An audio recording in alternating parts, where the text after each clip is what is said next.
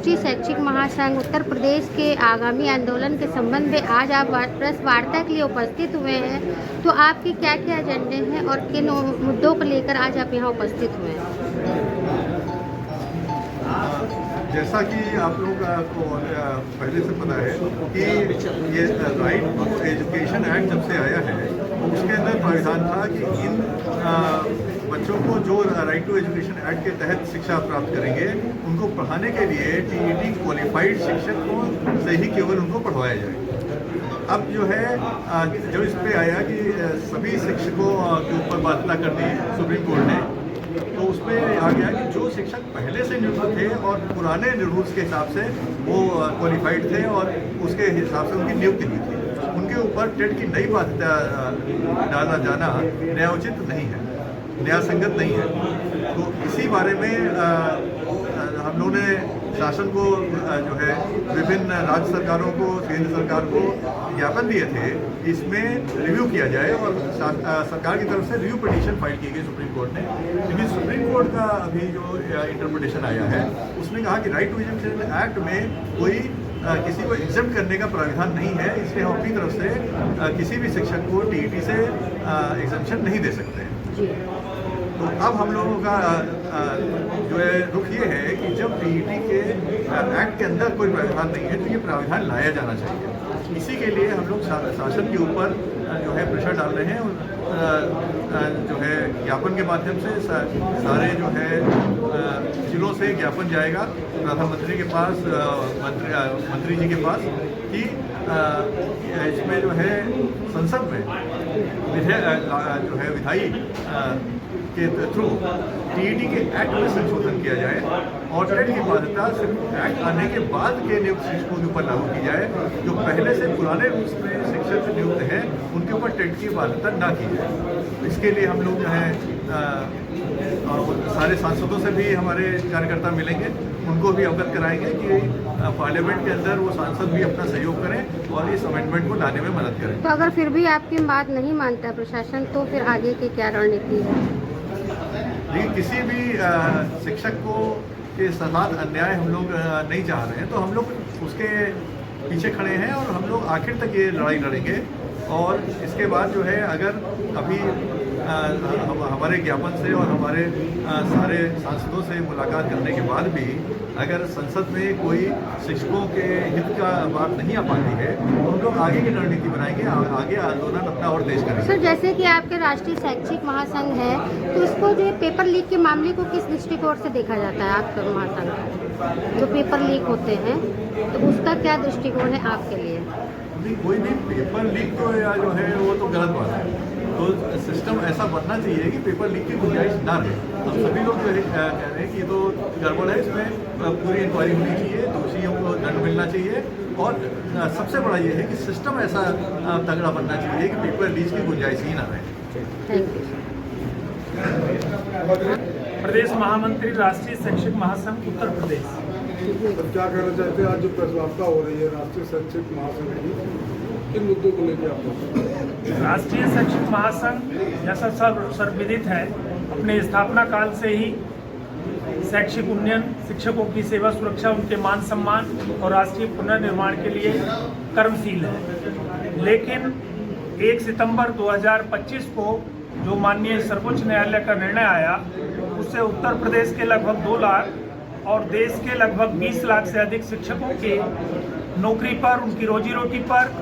उनकी आजीविका पर एक प्रश्न चिन्ह खड़ा हो गया है, संकट खड़ा हो गया है। इसको लेकर राष्ट्रीय शैक्षिक महासंघ ने 15 सितंबर 2025 को सभी जिला केंद्रों के माध्यम से माननीय प्रधानमंत्री जी को ज्ञापन भेजकर इसमें शिक्षकों को राहत देने की बात की थी। उसके बाद जो हमारा सत्र था, शीतकालीन सत्र, उससे पहले सभी देश के सांसदों को भी हमने ज्ञापन दिए थे। सरकारें और कुछ संगठन और जो शिक्षक टीईटी लागू होने से पहले सेवारत थे, लगभग 2 लाख ऐसे शिक्षक उत्तर प्रदेश में हैं और पूरे देश के अंदर 20 लाख शिक्षक हैं, उन पर भी एक टीईटी की अनिवार्यता थोप दी गई है, जो कि नैसर्गिक न्याय के विपरीत है। नियुक्ति संबंधी जो प्रावधान है, नियम है, उनके भी विपरीत है। तो राष्ट्रीय शैक्षिक महासंघ इसको लेकर अभी 18 जून को पूरे देश के सभी जिला केंद्रों पर प्रदर्शन करके जिलाधिकारियों के माध्यम से माननीय प्रधानमंत्री जी को और माननीय केंद्रीय शिक्षा मंत्री जी को ज्ञापन भेजेगा। और इसके तुरंत बाद जो मानसून सत्र संसद का हो रहा है, इससे पहले देश के सभी सांसदों, चाहे वो राज्यसभा के सांसद हैं या लोकसभा के, उन सबको हम ज्ञापन देंगे, उनसे मांग करेंगे कि शिक्षक जिसने पूरा जीवन शिक्षा की ज्योति जलाने के लिए, विद्यार्थियों का भविष्य निर्माण करने के लिए, देश को विश्व गुरु की ओर अग्रसर करने के लिए लगा दिया, उन ऐसे अनुभवी शिक्षकों लागू हुई है 23 अगस्त 2010 से देश में, और उत्तर प्रदेश में 27 जुलाई 2011 से, उससे पहले सेवारत शिक्षकों पर ये निर्णय सरकार को या माननीय सर्वोच्च न्यायालय को नहीं थोपना चाहिए। ये नैसर्गिक न्याय के बिल्कुल विपरीत है और उन तमाम शिक्षकों की सेवा संबंधी जो योग्यता थी उसके भी बिल्कुल एक तरह से खुला मखौल है। राष्ट्रीय शैक्षिक महासंघ इसके खिलाफ पूरा जनजागरण करेगा और किसी भी शिक्षक के खिलाफ उसके हिसाब से उनकी नियुक्ति हुई। अब बाद में जो है एक राइट टू एजुकेशन एक्ट आया, जिसके अंदर एक प्रावधान डाला गया कि राइट टू एजुकेशन में जो बच्चे पढ़ेंगे उनको पढ़ाने के लिए जो शिक्षक होंगे वो टीईटी क्वालिफाइड होंगे, जिसके तहत उसका सुप्रीम कोर्ट ने इंटरप्रिटेशन किया कि उनको जितने भी शिक्षक जो है पढ़ाएंगे सभी टीईटी क्वालिफाइड होने चाहिए, और जितने भी सरकारी स्कूल हैं, गैर सरकारी प्राइवेट स्कूल हैं, सभी के शिक्षकों को टीईटी अनिवार्यता रहेगी। अब इसमें जो है न्याय संगत तो ये होगा कि भाई जब 2010 में जो है राइट टू एजुकेशन एक्ट आया, तो उससे पहले जो शिक्षक उस समय के उनके हिसाब से नियुक्त हुए थे उनके ऊपर ये नया पालता डालना नया उचित नहीं है। यही बात सेक्रेटरी महासंघ कह रहा है कि विधायी जो है पार्लियामेंट में विधायी के थ्रू जो